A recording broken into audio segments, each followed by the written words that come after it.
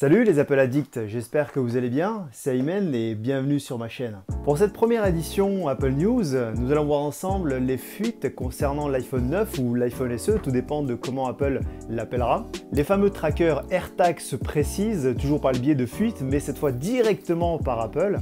Les widgets feraient leur apparition sur iOS 14 et un nouveau MacBook Pro 13 pouces serait dans les tuyaux pour une sortie imminente.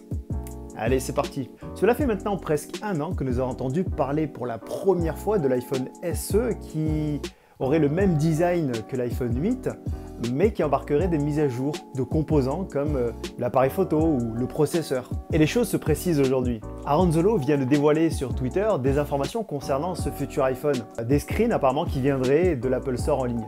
En effet, Apple aurait mis à jour le nom d'un accessoire, un film en verre trempé pour être exact, de la marque Belkin, en y rajoutant les mentions SE avec l'iPhone 7 et l'iPhone 8, ce qui confirmerait ce nom.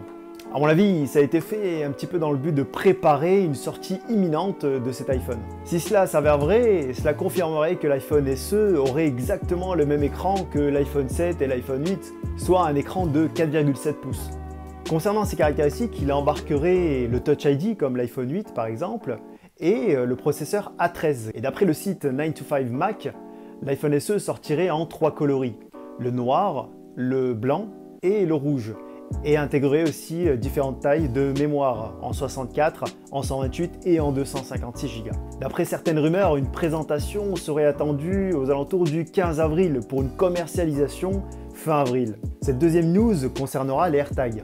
Et décidément, Apple accumule un petit peu les boulettes. Car plus tôt cette semaine, ils ont publié une vidéo sur YouTube révélant l'existence et le nom des AirTags. Ces trackers d'objets Apple vous serviront à localiser vos objets, tels que des clés ou un sac ou même votre voiture par exemple, par le biais de l'application localisée qui est nativement intégrée sur vos iPhones ou sur le Mac ou l'iPad.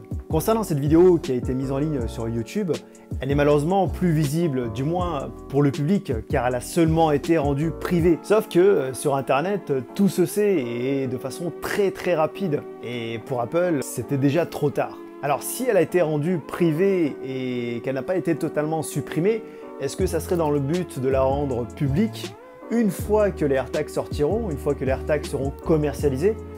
Ça, on le verra bien. Pour cette troisième news, toujours d'après le site 9to5Mac, Apple travaillerait actuellement sur un système de widgets qui serait embarqué pour la prochaine mise à jour majeure iOS 14. Ces widgets s'intégreraient directement sur la page d'accueil, un petit peu comme ce que l'on connaît déjà avec Android depuis sa toute première version en 2008. Cette fonctionnalité s'inspirerait directement de ce que l'on connaît déjà sur l'Apple Watch avec ses compilations. Selon des lignes de code trouvées sur ce qui étaient les prémices d'iOS 14, ce projet aurait pour nom Avocado. Avocado. Enfin, cette dernière news sera consacrée au supposé nouveau MacBook Pro qui, selon l'analyste John Prosser via Twitter, devrait faire son apparition dès le mois prochain. Mais c'est sans compter les événements sanitaires que l'on traverse en ce moment. Il y a encore des doutes sur la taille de l'écran. Est-ce qu'il embarquera toujours un écran 13 pouces ou est-ce qu'il suivra les pas tracés par le MacBook Pro 16 pouces pour intégrer un écran un petit peu plus grand, de 14 pouces par exemple?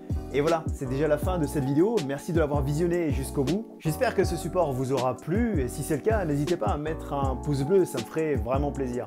Et ça m'intéresserait beaucoup de savoir ce que vous avez pensé de ce type de vidéo dans les commentaires. Pour ma part, je vous dis à très bientôt. Peace!